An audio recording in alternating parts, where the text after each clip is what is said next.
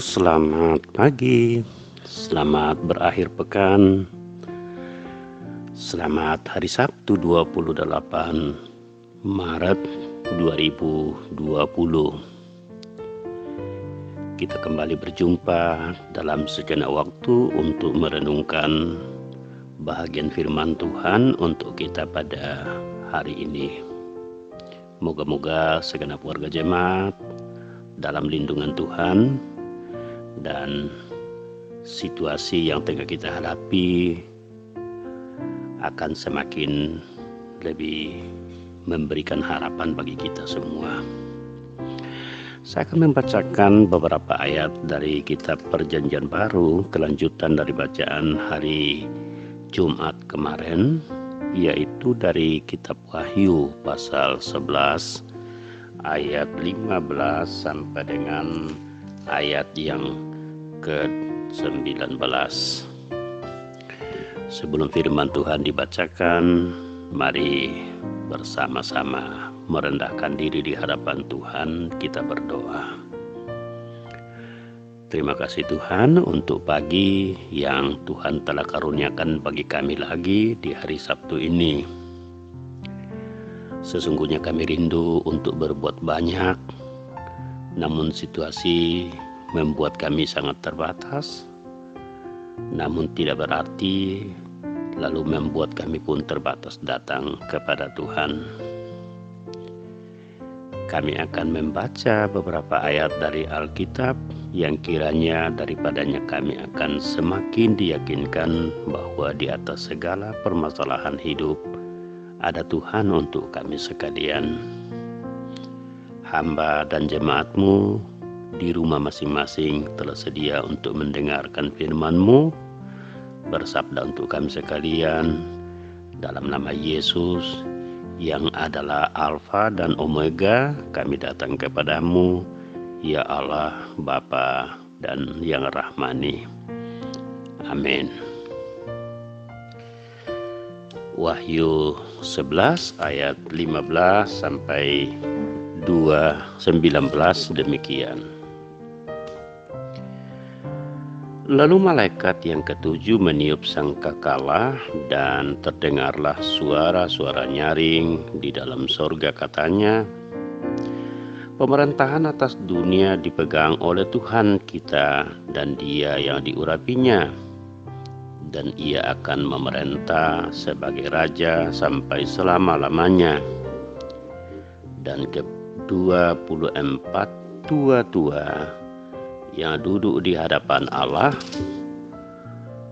di atas tahta mereka tersungkur dan menyembah Allah sambil berkata, kami mengucap syukur kepadamu ya Tuhan Allah yang Maha Kuasa, yang ada dan yang sudah ada, karena Engkau telah memangku kuasa-Mu yang besar dan telah mulai memerintah sebagai Raja, dan semua bangsa telah marah, tetapi amarah-Mu telah datang dan saat bagi orang-orang mati untuk dihakimi dan untuk memberi upah kepada hamba-hamba-Mu, nabi-nabi dan orang-orang kudus, dan kepada mereka yang takut akan nama-Mu, kepada orang-orang kecil dan orang-orang besar, dan untuk membinasakan barang siapa yang membinasakan bumi.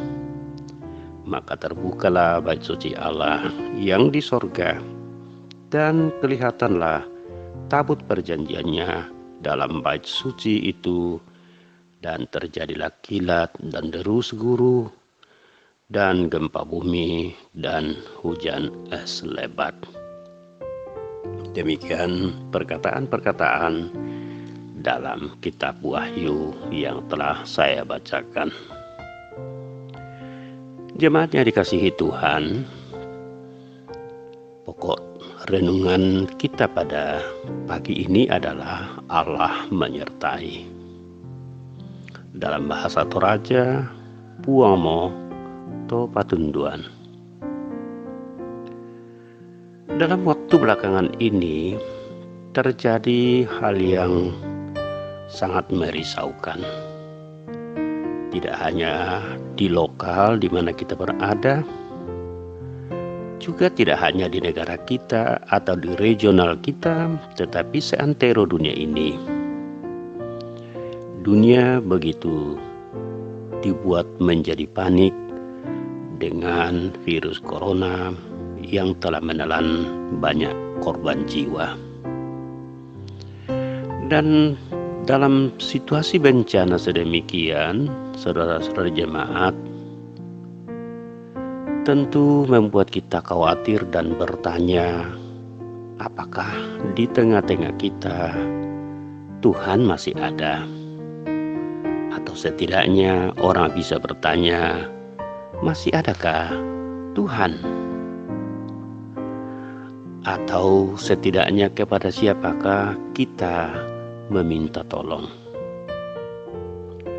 Jemaat yang dikasihi Tuhan, dalam teks bacaan kita saat ini, sangkakala yang ketujuh yang dilihat oleh Yohanes mengarahkan kita kepada sosok pribadi yang maha kuasa, yang memerintah dan berkuasa mutlak terhadap dunia ini, yaitu Tuhan Yesus Kristus. Juga penglihatan terbukanya bait suci Allah dari sorga, dan di dalamnya terlihat tabut perjanjian Allah. Hal tersebut menjadi tanda kehadiran Allah dalam kehidupan umatnya, sekaligus menjadi tanda kesetiaan Allah pada umatnya dalam kondisi menderita sekalipun. Tentunya hal tersebut menjadi penghiburan serta menguatkan iman orang-orang Kristen yang mengalami penderitaan di Kekaisaran Romawi pada saat itu. Nah, saudara jemaat, banyak penderitaan yang kita harus hadapi dalam hidup ini, tanpa terkecuali. Terlebih dalam iman kepada Tuhan kita Yesus Kristus.